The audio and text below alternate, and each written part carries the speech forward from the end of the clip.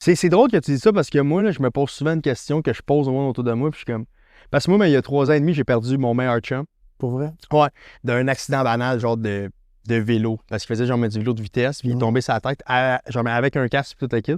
Puis il s'est jamais réveillé. Puis tu sais, comme des fois, on a l'impression qu'on va vivre toute notre vie jusqu'à 80 ans puis tout le kit. Puis ça m'a fait réaliser à quel point. Puis là, je me suis dit, je me suis imagine qu'à la place de lui, ça l'avait été toi, mettons. Mais tu t'étais réveillé. Puis on te disait que tu avais une semaine ou que tu avais un 48 heures. Serais-tu fier de ton parcours? Parce qu'à ce moment-là, je m'en allais courtier hypothécaire, mais j'étais pas encore courtier hypothécaire, puis je me remettais en question à savoir si c'était la bonne décision que j'ai prise de partir.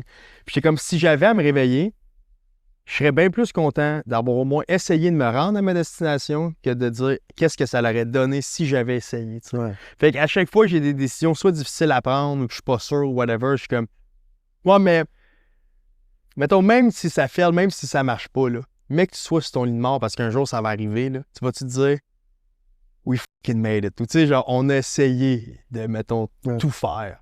Versus de. C'est pour ça que quand il y a des risques, quand je me chie la culotte, je vais toujours essayer de repousser ça une coche plus loin, juste pour me dire au moins, tu sais, je pourrais pas dire que je l'ai pas essayé ou je pourrais pas dire que j'ai pas essayé de me rendre parce que on sait pas ce qui peut se passer.